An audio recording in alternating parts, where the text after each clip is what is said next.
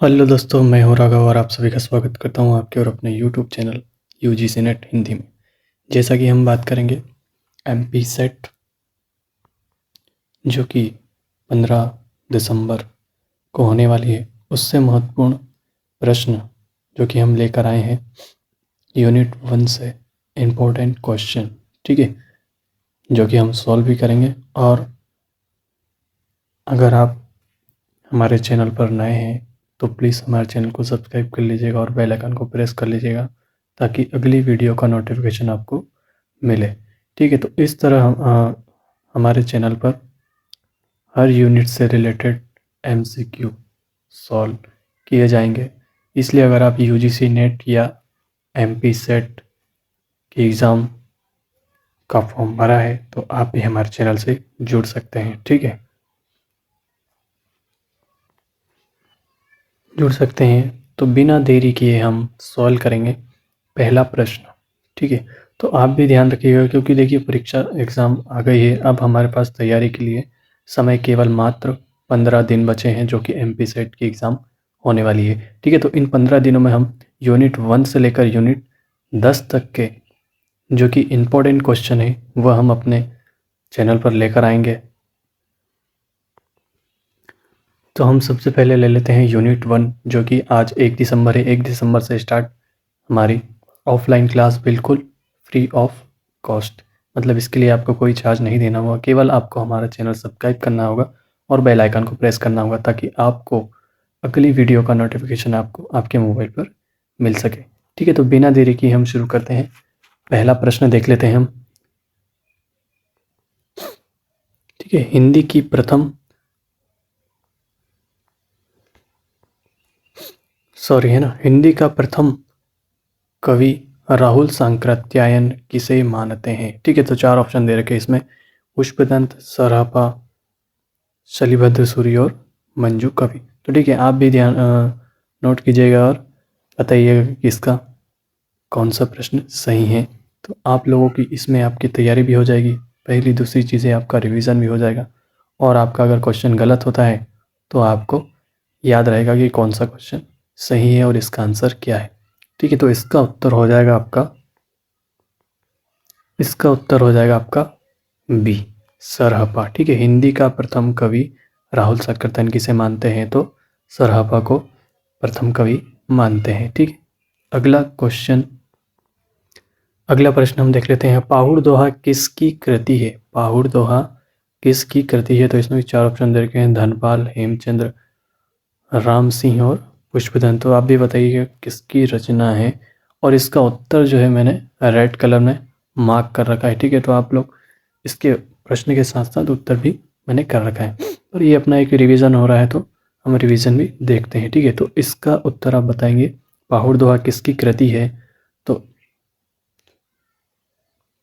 बताइएगा आप लोग। इसका उत्तर हमारी तरफ से हो जाएगा सी, राम सिंह। पाहुड़ दोहा किसकी कृति है? तो राम सिंह की कृति है। ठीक है, अगला क्वेश्चन हम ले लेते हैं। हंस जवाहिर के रचयिता कौन है? हंस जवाहिर के रचयिता कौन है? तो इस 4 ऑप्शन दे रखे हैं: शेख नबी, कासिम शाह, जायसी और उस्मान। ठीक है, तो आप लोग उत्तर बताइएगा कौन सा कवि है। तो इसका उत्तर हो जाएगा आपका बी, कासिम शाह। ठीक है, अगला क्वेश्चन हम ले लेते हैं। स्वामी दयानंद सरस्वती ने इनमें से किसकी स्थापना की थी? ठीक है, इनमें से किसकी स्थापना की थी? ब्रह्म समाज, प्रार्थना समाज, आर्य समाज और रामकृष्ण मिशन। तो किसकी स्वामी दयानंद सरस्वती ने स्थापना की थी? तो इसका उत्तर हो जाएगा आपका, आप भी बताइएगा कमेंट करके।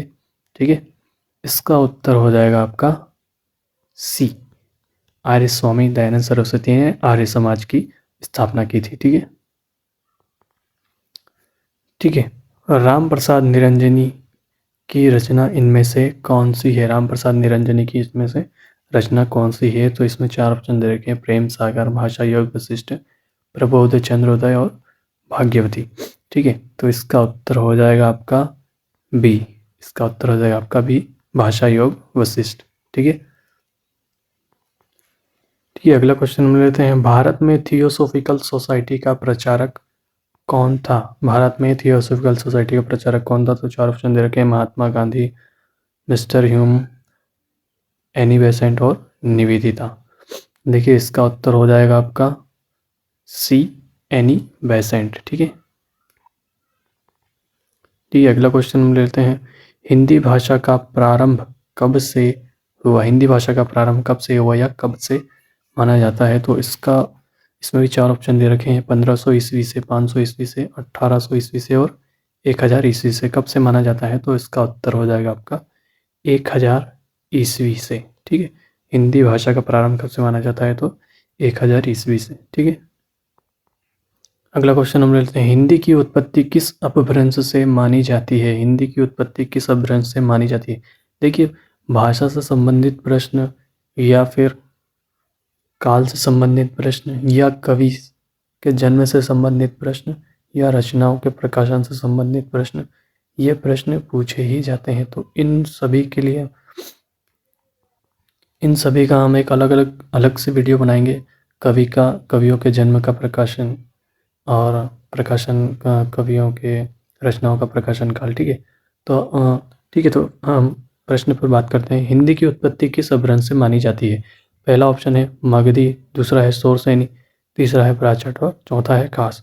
तो इसका उत्तर हो जाएगा आपका शौरसेनी। हिंदी की उत्पत्ति किस अपभ्रंश से मानी जाती है? तो शौरसेनी अपभ्रंश से। ठीक है, अगला प्रश्न हम ले लेते हैं।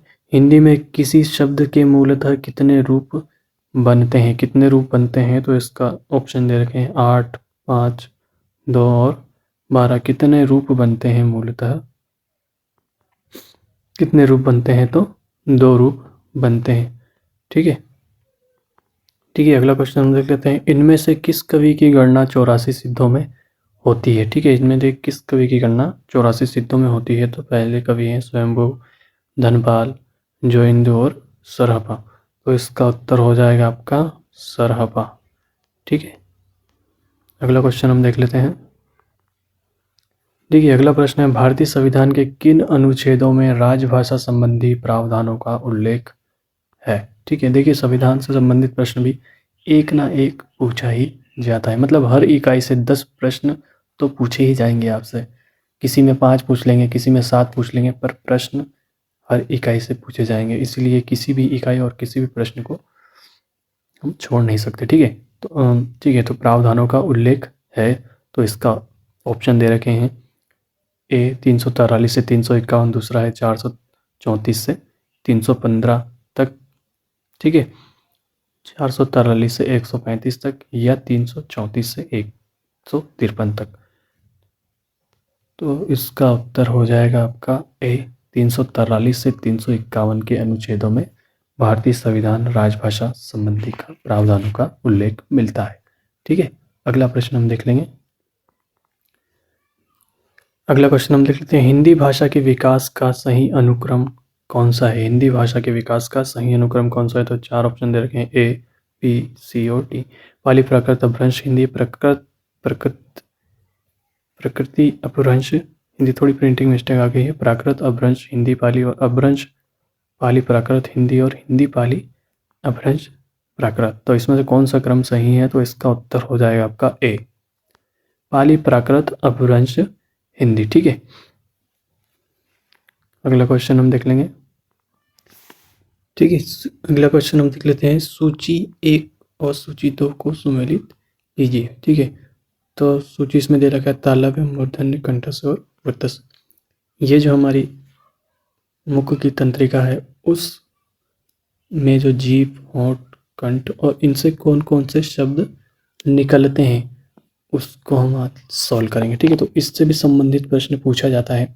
इसका एक डायग्राम होगा जो मैं आपसे शेयर कर दूंगा, एक शॉर्ट वीडियो बनाकर डाल दूंगा उसका डायग्राम। ठीक है, तो आप लोग देख लीजिएगा।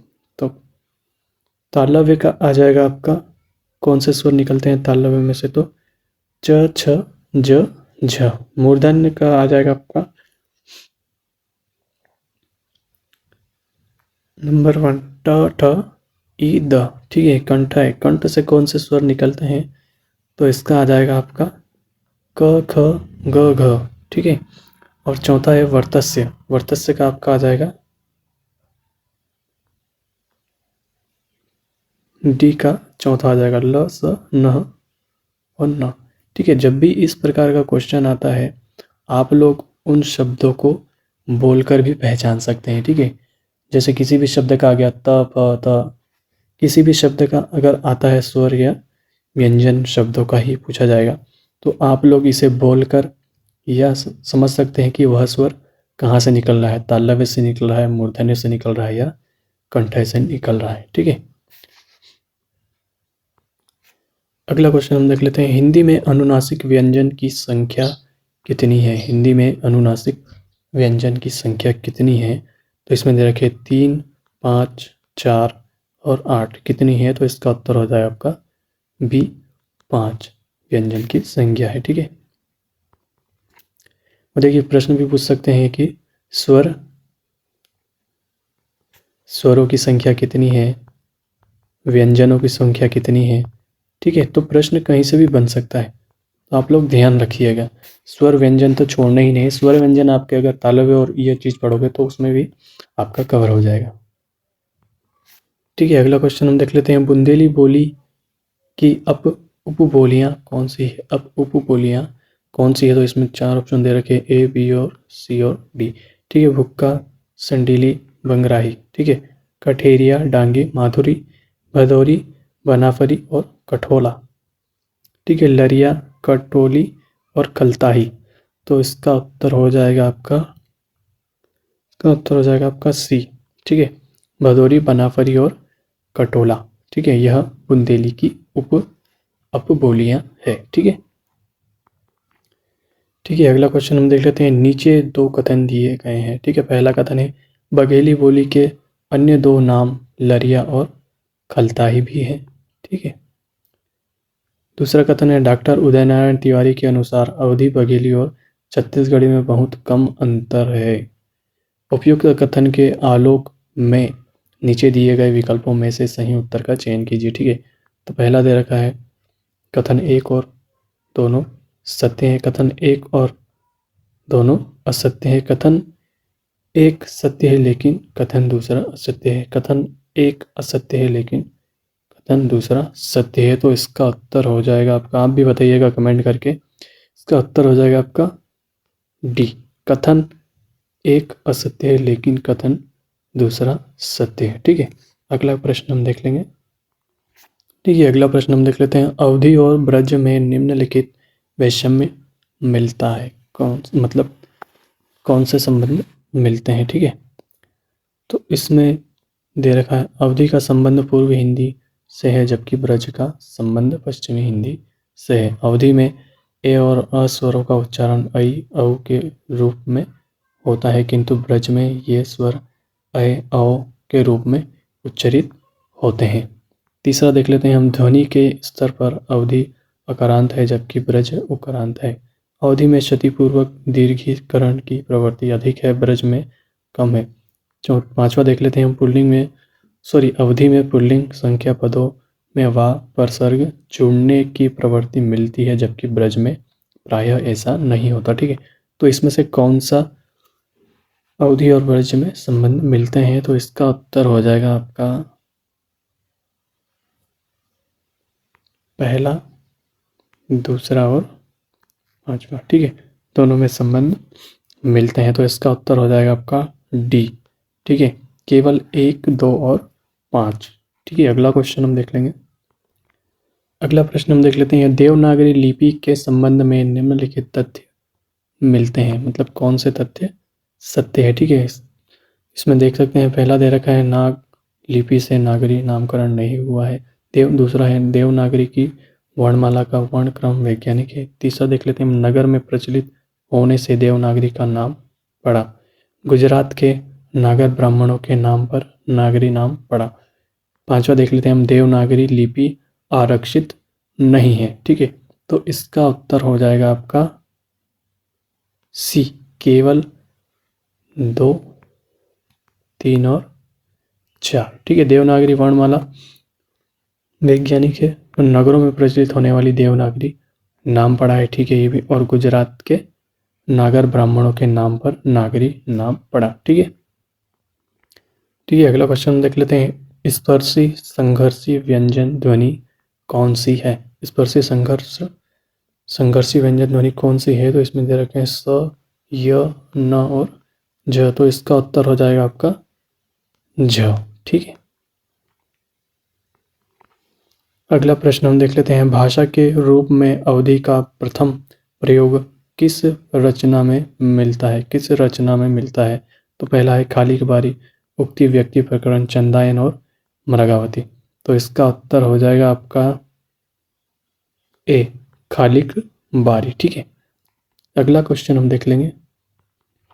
ठीक है, अगला प्रश्न हम देख लेते हैं। प्रथम राजभाषा आयोग की स्थापना कब की गई? प्रथम राजभाषा आयोग की स्थापना कब की गई? तो पहला है 7 जून 1951, 8 जून 1953, 9 जून 1954 और 7 जून 1955। तो इसका उत्तर आप बताइएगा कमेंट करके। इसका उत्तर हो जाएगा आपका 7 जून 1955। देखिए, आप लोग अगर ये वीडियो देखते हैं तो आपका साथ का साथ रिवीजन भी हो जाएगा और आपको पता चल जाएगा कौन सा प्रश्न आपका गलत हो रहा है और कौन सा सही हो रहा है और कितने नंबर आप कवर कर रहे हैं। ठीक है, ताकि आपको जब पेपर देने चाहिए तो आपको वही प्रश्न पूछे जाएंगे या उनमें से प्रश्न पूछे जाएंगे तो आपको सही उत्तर याद रहे। ठीक है, लेते हैं हम अगला प्रश्न। निम्नलिखित में से तत्सम शब्द नहीं है। ठीक है, देखिए तत्सम और तद्भव इन शब्दों का प्रश्न भी पूछा जाता है, एक ना एक प्रश्न आएगा। तो मैं इसके लिए एक अलग से वीडियो बना दूंगा शब्दों का। तत्सम शब्द जो कि अ से लेकर ज्ञ तक के जितने भी महत्वपूर्ण शब्द हैं उन पर मैं तत्सम और तद्भव का एक अलग से वीडियो बनाकर डाल दूंगा। ठीक है, तो आप लोग वो भी देख लीजिएगा। ठीक है, इसमें हम देख लेते हैं आज्ञा, राय, सर्व और स्वामी। ठीक है, तो तत्सम शब्द नहीं है। ठीक है, तत्सम शब्द नहीं है तो इसका उत्तर हो जाएगा आपका बी, राय। ठीक है, अगला प्रश्न हम देख लेते हैं। सूची 1 का सूची 2 से मिलान कीजिए। ठीक है, इसमें समास दे रखा है एक तरफ, तो समास हमें पहचानना है कौन से शब्द में समास है। ठीक है, तो पहला है तत्पुरुष समास। तत्पुरुष समास किस में है? तो इसका उत्तर हो जाएगा आपका तीसरा, शिवालय। ठीक है, तत्पुरुष समास किस में है? तो शिवालय शब्द में तत्पुरुष समास है। द्वंद्व समास किस में है? तो लव और कुश शब्द में द्वंद्व समास है। अवयवी भाव समास किस में है? तो यथा, मति, दूसरा। ठीक है, चौथा आ जाएगा बहुब्रीहि समास। बहुब्रीहि समास किस में है? तो चक्रपाणी में बहुब्रीहि समास है। ठीक है, तो अगला क्वेश्चन हम देख लेते हैं। ठीक है, सूची मिलान से संबंधित प्रश्न भी पूछे जा सकते हैं, जिसमें रचना या कवि पूछ सकते हैं, या तो रचना दे देंगे या उनका प्रकाशन वर्ष भी पूछ सकते हैं। ठीक है, और समास भी पूछ सकते हैं और अलग अलग प्रश्न पूछ सकते हैं, जो कि मैं आपको इसमें सारे बताऊंगा। ठीक है, जो प्रश्न मैं महत्वपूर्ण निकाल कर ला रहा हूँ 100 क्वेश्चन, वो हम इसमें सारे देखेंगे। 100 क्वेश्चन से ऊपर भी हो जाएंगे तो भी हम देखेंगे। ठीक है, जो कि सारे महत्वपूर्ण प्रश्न हैं, इन्हीं में से प्रश्न पूछे जाएंगे परीक्षा में। तो आप लोग इन्हें रट लीजिएगा, रट कर जाइएगा परीक्षा में, ताकि आप अपना जो पेपर है वह अच्छी तरह सॉल्व कर सके। ठीक है, अगला क्वेश्चन हम ले लेते हैं। ठीक है, अगला क्वेश्चन हम लेते हैं। देवनागरी लिपि के मानकीकरण के प्रयासों को पहले से बाद के क्रम में लगाएं। पहले से बाद के क्रम में लगाना है। ठीक है, देवनागरी लिपि के मानकीकरण के प्रयासों को। ठीक है, तो इसमें दे रखा है पहला डॉक्टर राधाकृष्ण की अध्यक्षता में गठित परिषद, महादेव गोविंद रानडे के सुझाव। ठीक है, काका कालेलकर की अध्यक्षता में गठित सुधार समिति। और चौथा है महाराष्ट्र साहित्य परिषद पुणे द्वारा गठित लिपि सुधार समिति, आचार्य नरेंद्र देव की अध्यक्षता में गठित परिषद। ठीक है, तो इसका उत्तर दे रखा है ए, बी, सी और डी। 4 ऑप्शन दे रखे हैं इसमें, तो इसका उत्तर हो जाएगा आपका बी। ठीक है, पहला नंबर पे आ जाएगा आपका दूसरा, महादेव गोविंद रानडे की सुझाव। उसके बाद आ जाएगा आपका दूसरा, महाराष्ट्र साहित्य परिषद पुणे द्वारा गठित लिपि सुधार समिति। तीसरा आ जाएगा आपका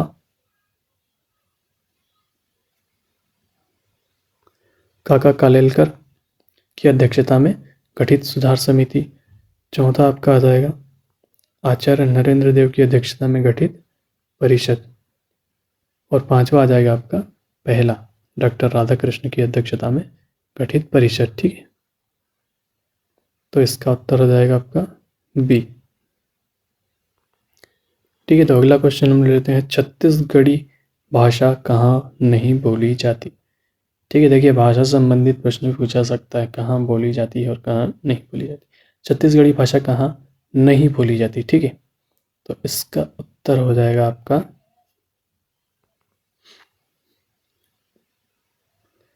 ठीक है, चार ऑप्शन दे रखे हैं, सरगुजा, दमोह, दुर्ग और खेड़ागढ़। ठीक है, तो इसका उत्तर हो जाएगा आपका बी, दमोह।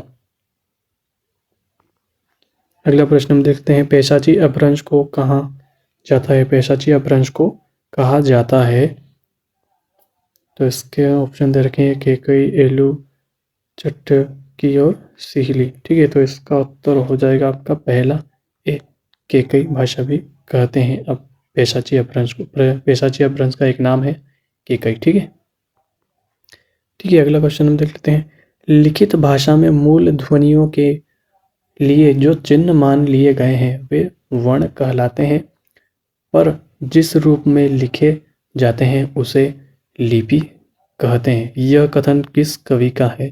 तो इसमें चार ऑप्शन दे रखे हैं, बुलर, कामता प्रसाद, कनिंगम और एडम और थॉमसन। ठीक है, तो इसका उत्तर हो जाएगा आपका बी, कामता प्रसाद। ठीक है, अगला प्रश्न हम देख लेते हैं, नागरी लिपि में बढ़कर वैज्ञानिक लिपि मैंने पाई नहीं।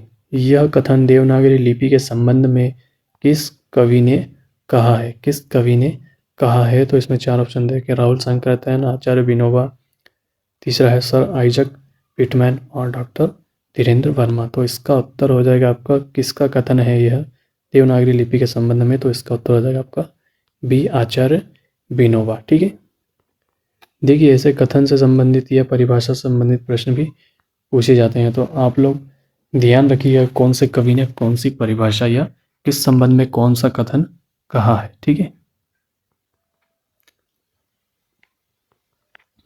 अगला प्रश्न हम देख लेते हैं, हिंदी भाषा की सहायता से भारतवर्ष के विभिन्न प्रदेशों के मध्य में जो ऐक्य बंधन स्थापन करने में समर्थ होंगे वही सच्चे भारत बंधु पुकारे जाने योग्य है। यह कथन राजभाषा के संबंध में किस कवि ने कहा है। तो इसमें चार ऑप्शन दे रखे हैं, राजा राम मोहन राय, बंकिम चंद्र चटर्जी, रविंद्रनाथ टैगोर और केशव चंद्र सेन। ठीक है, आप लोग कमेंट करके भी बताइएगा कि कौन सा उत्तर सही है। देखिए आप लोग प्रैक्टिस करते रहेंगे तो आपकी तैयारी भी होती रहेगी। ठीक है, तो इसका उत्तर हम हो जाएगा हमारी तरफ से बी, बंकिम चंद्र चटर्जी। ठीक है,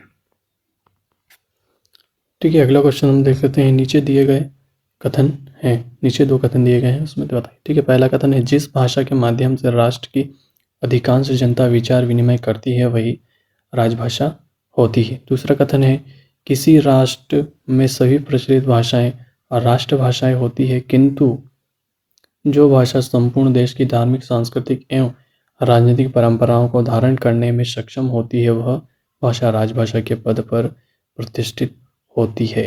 ठीक है, तो इसमें कथन दे रखे हैं, उपयुक्त कथनों के आलोक में निम्नलिखित विकल्प में से सही उत्तर चयन कीजिए। तो पहला कथन है, एक और दो दोनों सत्य हैं। दूसरा है, एक और दोनों असत्य हैं। तीसरा है, एक सत्य है किंतु दूसरा असत्य है। चौथा है, एक असत्य है किंतु कथन दूसरा सत्य है। तो इसमें ऑप्शन बताइएगा, आप लोग कमेंट करके भी बताइएगा। इसका उत्तर आपका हो जाएगा ए, पहला और दूसरा दोनों कथन सत्य है। ठीक है,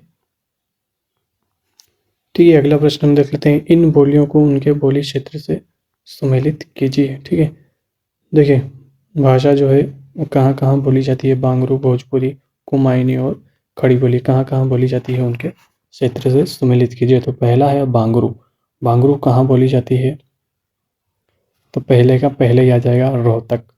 ठीक है, भोजपुरी कहाँ बोली जाती है, जो भोजपुरी बोली जाती है अपनी छपरा में। ठीक है, कुमाऊनी कुमाऊनी कहाँ बोली जाती है?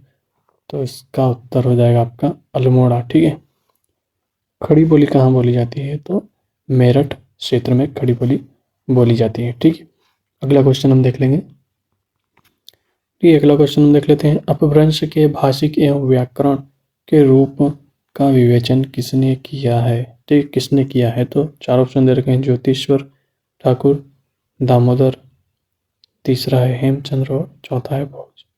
ठीक है, आप लोग भी कमेंट करके बताइएगा कि कौन सा उत्तर सही है। ठीक है, तो इसका उत्तर हो जाएगा आपका सी, हेमचंद्र। ठीक है,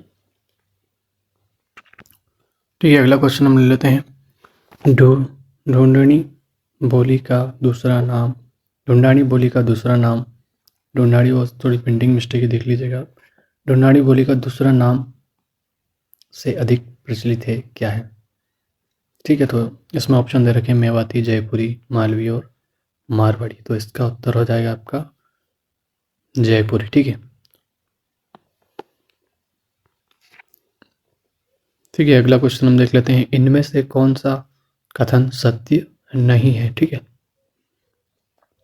तो चार का ऑप्शन दे रखे हैं। खड़ी बोली का केंद्र मेरठ बिजनौर है। दूसरा है कन्नौजी का केंद्र फर्रुखाबाद इटावा है। ब्रजभाषा का केंद्र दिल्ली है और चौथा है मालवी का केंद्र इंदौर या उज्जैन है। ठीक है, तो इसका उत्तर हो जाएगा आपका बी, ब्रजभाषा का केंद्र दिल्ली है। बाकी तीनों ऑप्शन गलत है, असत्य कथन है। ठीक है,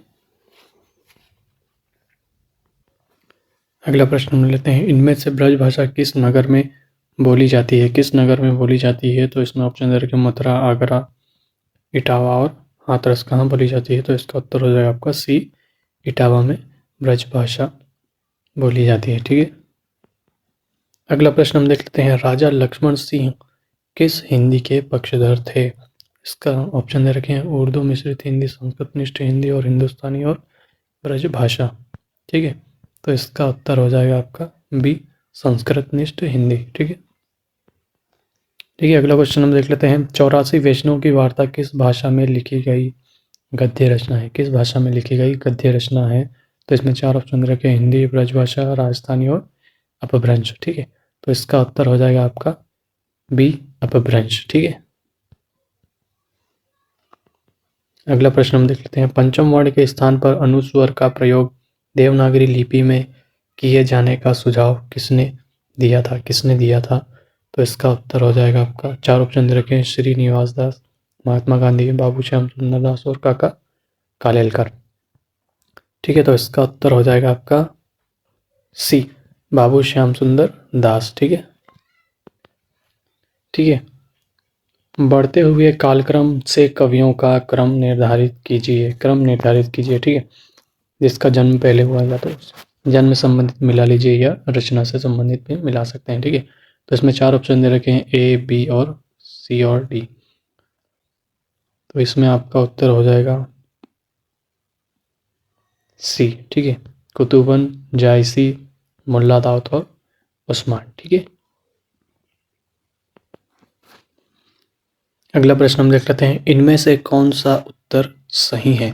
ठीक है, स्थापना दे रखा है और तर्क दे रखा है। ए, हिंदी से ठीक पहले की भाषा अपभ्रंश है जिसका साहित्य में प्रयोग 12वीं सदी तक होता रहा। ठीक है, तर्क दे रखा है, हिंदी की साहित्य में प्रयोग 10वीं सदी से प्रारंभ हो गया था। यह वियोगात्मक भाषा थी जबकि संस्कृत संयोगात्मक भाषा थी और अपभ्रंश वियोगात्मकता की और झुकी थी। ठीक है, तो इसमें चार ऑप्शन दे रखे हैं, ए, बी, सी और डी।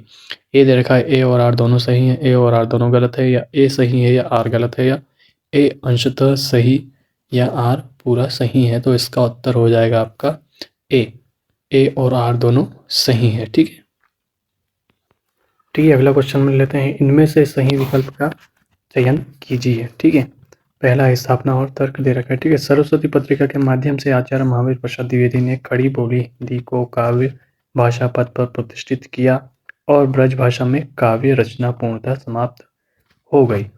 ठीक है, दूसरा तर्क दे रखा है इसमें, ब्रज भाषा भक्ति काल एवं रीतिकाल की ही नहीं अपितु आधुनिक काल के प्रथम चरण भारतेंदु युग में भी काव्य भाषा रही। कालांतर में द्विवेदी युग एवं छायावादी युग में खड़ी बोली भाषा काव्य भाषा बन गई। ठीक है, तो इसमें 4 ऑप्शन दे रखे हैं, ए और आर सही, दूसरा दे रखा है ए अंशतः सही, आर पूर्णतः सही, और ए और आर दोनों गलत या ए गलत या आर सही। तो इसका उत्तर हो जाएगा आपका बी, ए अंशतः सही, आर पूर्ण सही है। ठीक है, अगला प्रश्न हम देख लेते हैं, इन कवियों को आरोही कालक्रम से व्यवस्थित कीजिए। ठीक है, तो आप लोग देख लीजिए, मिलाइएगा, जन्म के आधार पे मिला सकते हैं। ठीक है, तो 4 ऑप्शन दे रखे, पंत हरिओद अज्ञेय श्रीधर पाठक, हरिओद श्रीधर पाठक पंत अज्ञेय, अज्ञेय हरिओद पंत श्रीधर पाठक, और श्रीधर पाठक और हरिओद पंत अज्ञेय। ठीक है, तो इसका उत्तर हो जाएगा आपका श्रीधर पाठक, हरिओद पंत और अज्ञेय। इसका उत्तर हो जाएगा आपका डी। ठीक है, ठीक है, अगला क्वेश्चन देख लेते हैं, इनमें से सही विकल्प का चयन कीजिए। स्थापना और तर्क दे रखा है। तर्क स्थापना में दे रखा है, राजभाषा अधिनियम के अंतर्गत यह व्यवस्था की गई है कि क श्रेणी के राज्यों को भेजे जाने वाले सभी पत्र हिंदी देवनागरी लिपि में भेजे जाएंगे। इस श्रेणी के राज्यों में गुजरात, महाराष्ट्र शामिल है। तर्क, आर क की श्रेणी के राज्य हिंदी भाषा है तथा उनकी राजभाषा भी हिंदी है, जबकि ख श्रेणी के राज्यों की राजभाषा हिंदी नहीं है, अपितु वहाँ प्रादेशिक भाषा को राजभाषा की मान्यता प्राप्त है। ठीक है, इसमें 4 ऑप्शन दे रखे हैं, ए सही है, आर गलत है, ए अंशतः सही है, या आर पूरा सही है। ठीक है, ए गलत या आर सही है, या डी देख सकते हैं, डी ऑप्शन दे रखा है, ए और आर दोनों गलत है। तो इसका उत्तर हो जाएगा आपका बी, ए अंशतः सही है और आर पूरा सही है। ठीक है,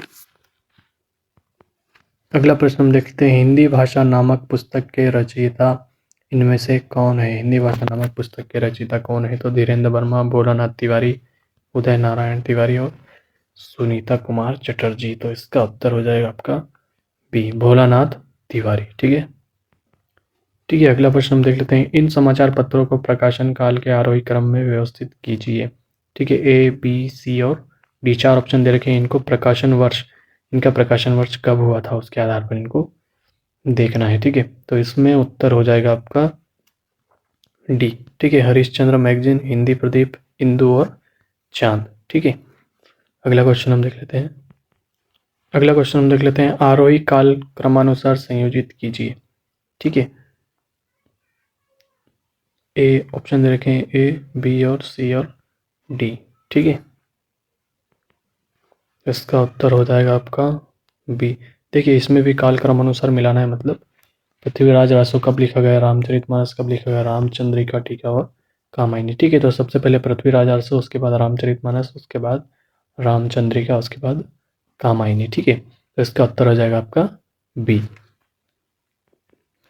अगला क्वेश्चन हम देख लेते हैं, निम्नलिखित कवियों को रचना काल के आरोही क्रम में व्यवस्थित कीजिए। ठीक है, व्यवस्थित कीजिए, तो इसमें ऑप्शन दे रखे हैं, ए बी सी और डी। ठीक है, तो इनके रचना काल के, इन्होंने रचना कब से प्रारंभ की, उस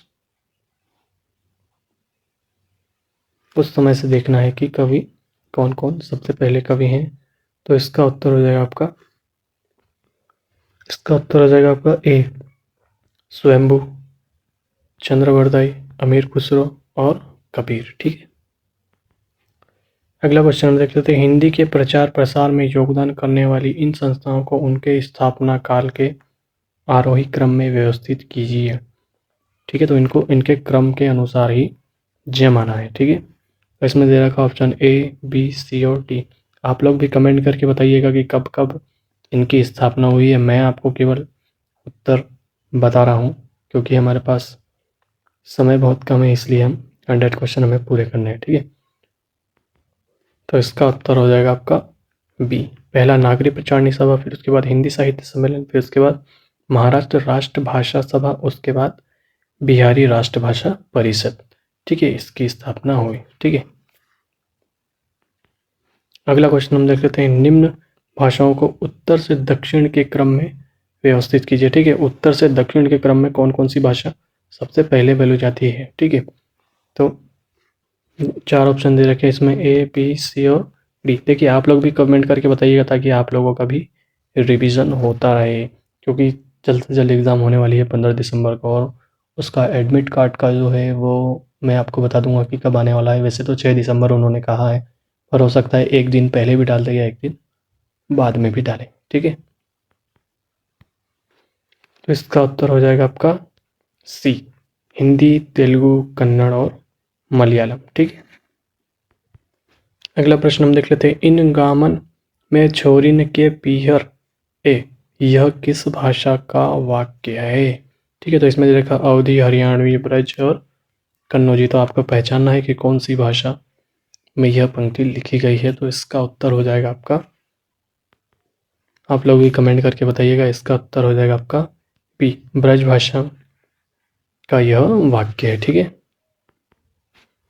अगला प्रश्न हम देख लेते हैं, इनमें से कौन सा मेल उचित नहीं है, ठीक है। इनमें से कौन सा मेल उचित नहीं है। तो ऑप्शन दे रखे हैं, ब्रजभाषा और खड़ी बोली, अवधी, बघेली, मारवाड़ी, छत्तीसगढ़ी और भोजपुरी और मैथिली, ठीक है।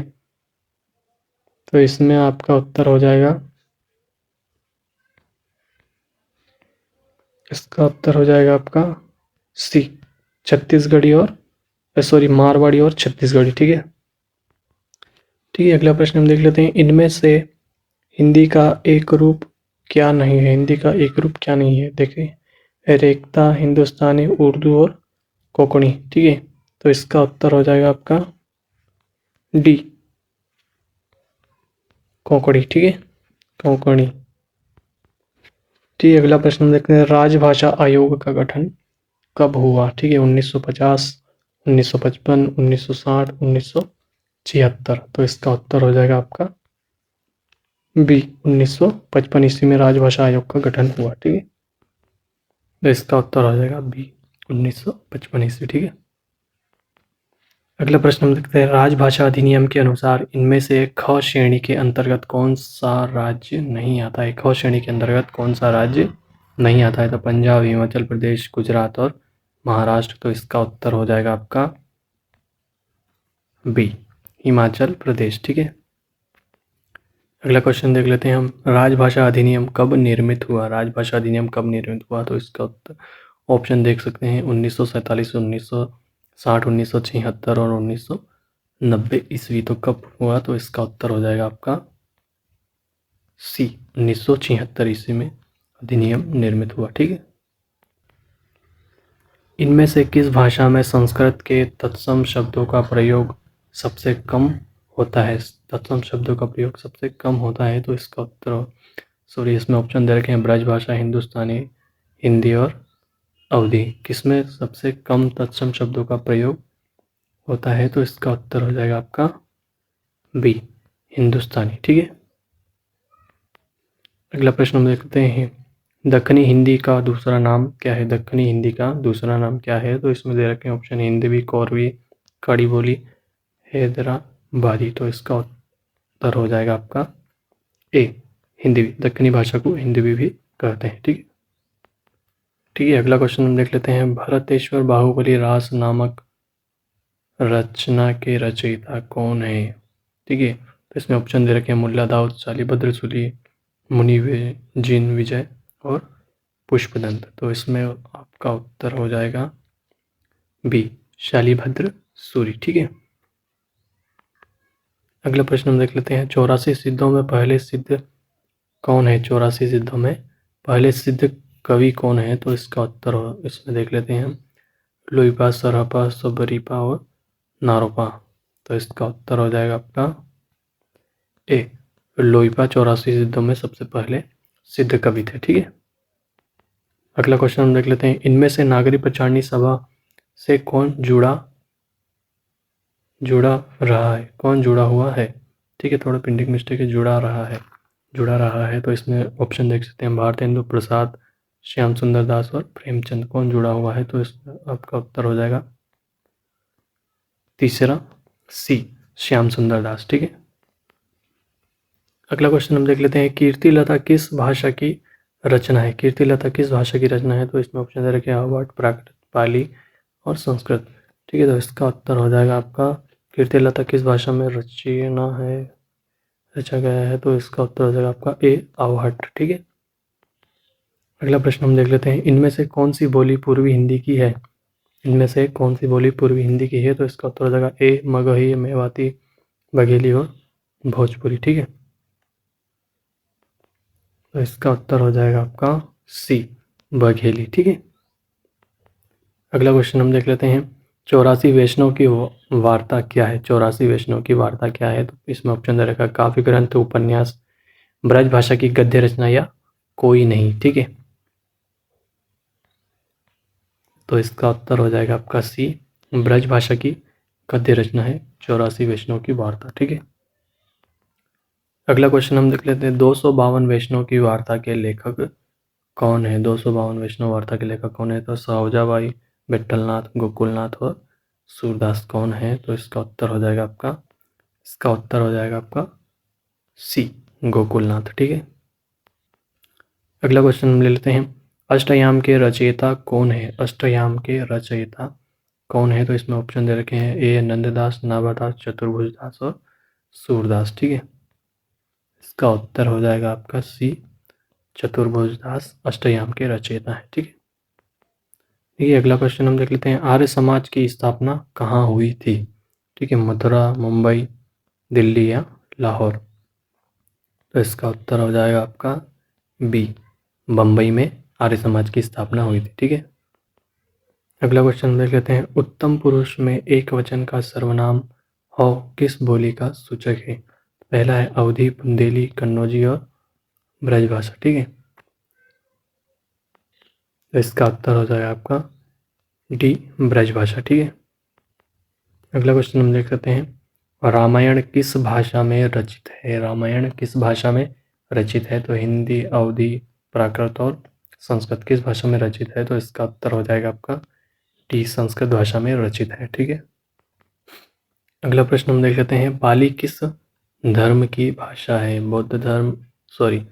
वैदिक धर्म, बौद्ध धर्म, जैन धर्म और सिख धर्म। ठीक है, तो इसका उत्तर हो जाएगा आपका बी बौद्ध धर्म की भाषा है। ठीक है, अगला क्वेश्चन हम देख लेते हैं, बेसवाड़ी बोली का दूसरा नाम क्या है? बेसवाड़ी बोली का दूसरा नाम क्या है?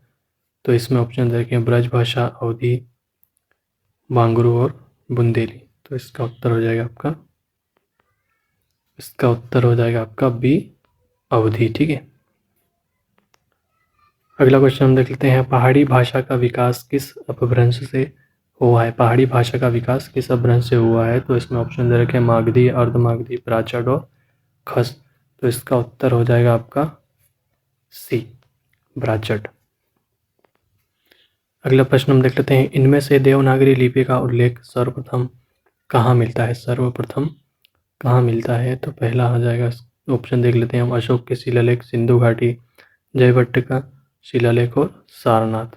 तो इसका उत्तर हो जाएगा आपका जयभट्ट का शिलालेख। ठीक है, अगला क्वेश्चन हम देख लेते हैं, वर्ण रत्नाकर इनमें से किसकी कृति है? वर्ण रत्नाकर इनमें से किसकी कृति है? तो विद्यापति, हेमचंद्र रत्नाकर और ज्योतिश्वर ठाकुर। तो इसका उत्तर हो जाएगा आपका डी ज्योतिश्वर ठाकुर की रचना है। ठीक है, इनमें से दामोदर शर्मा की कृति कौन सी है? इनमें से दामोदर शर्मा की कृति कौन सी है? पहला है वर्ण रत्नाकर, दूसरा है संदेश रासक, तीसरा है उक्ति व्यक्ति प्रकरण और चौथा है शब्दानुशासन।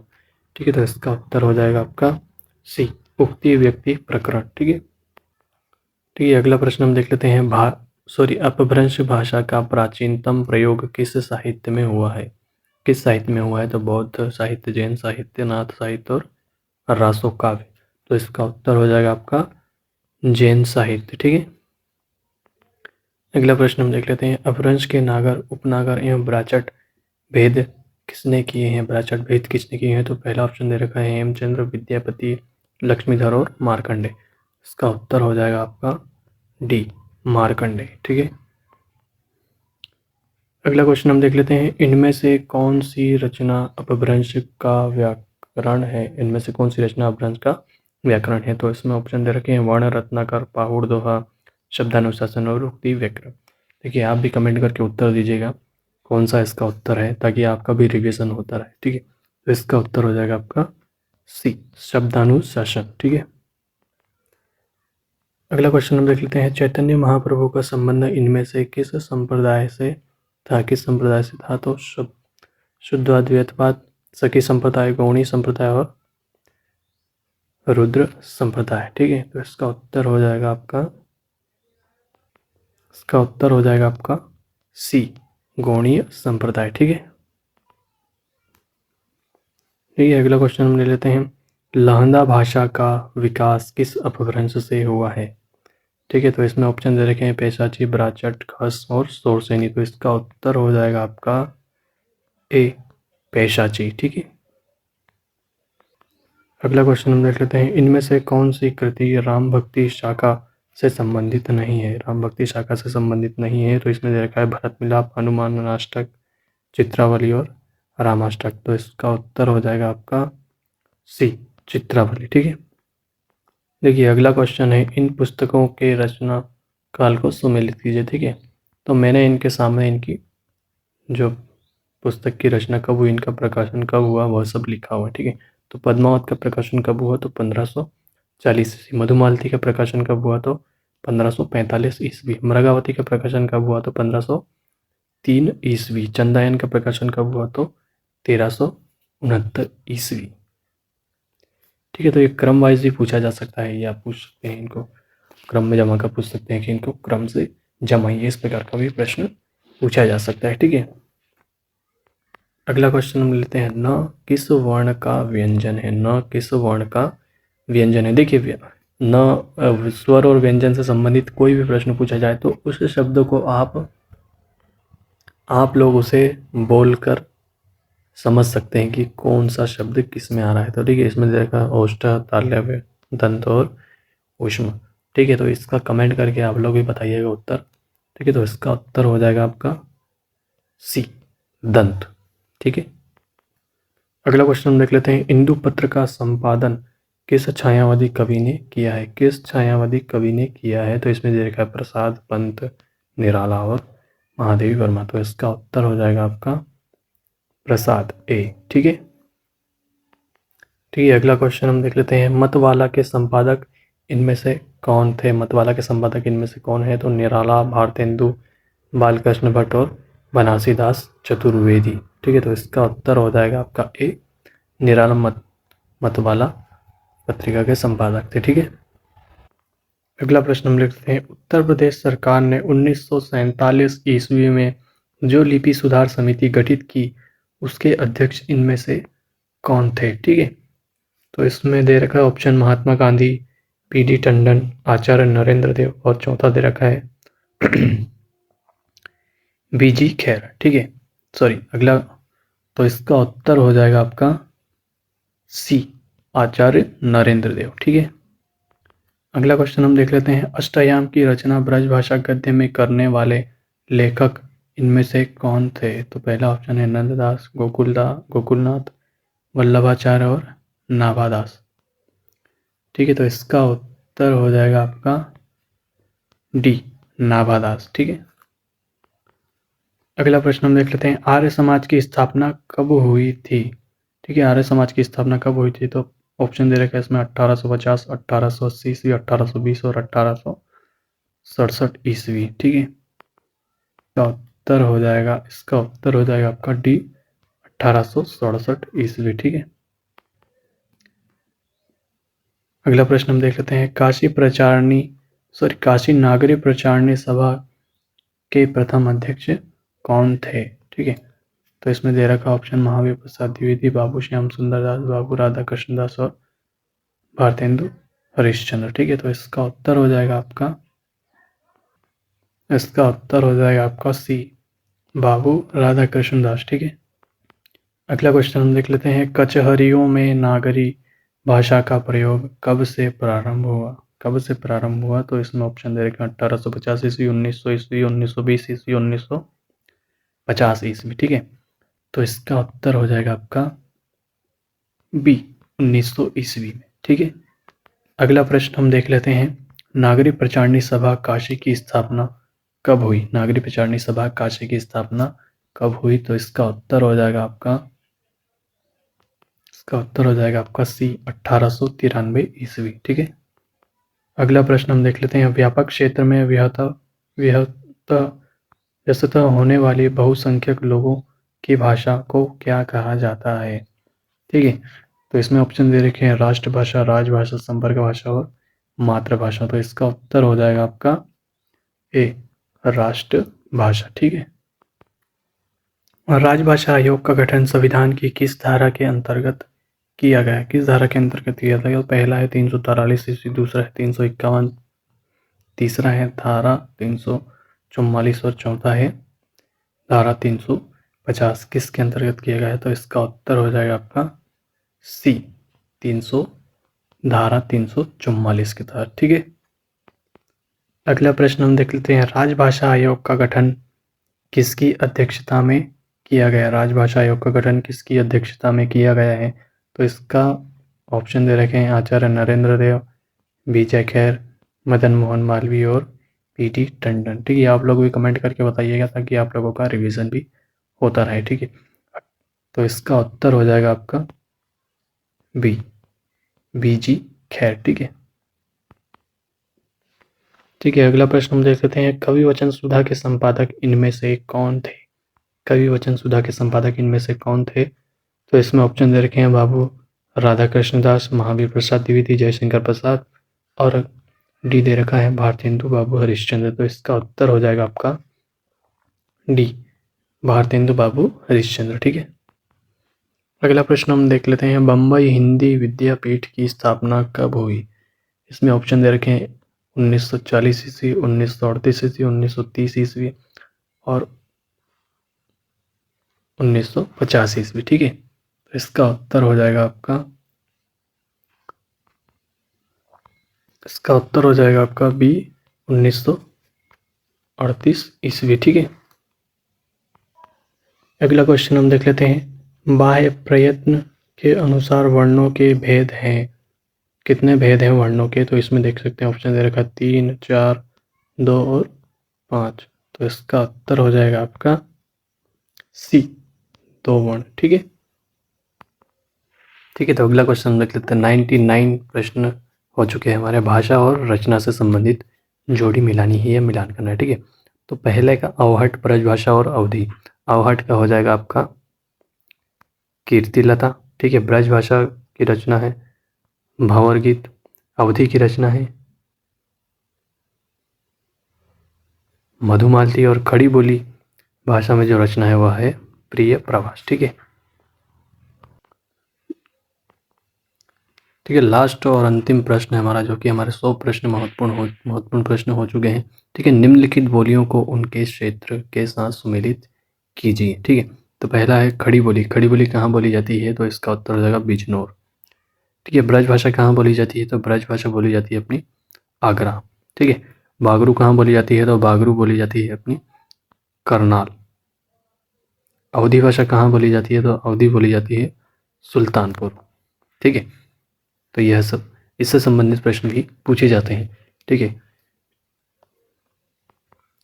दोस्तों, तो आज के यह हमारे 100 प्रश्न पूरे हो गए हैं, जो कि परीक्षा की दृष्टि से महत्वपूर्ण है। MP सेट और UGC नेट में इसी तरह के प्रश्न और इसमें से भी प्रश्न पूछे जा सकते हैं, महत्वपूर्ण प्रश्न। ठीक है, तो अगर आप हमारे चैनल पर नए हैं तो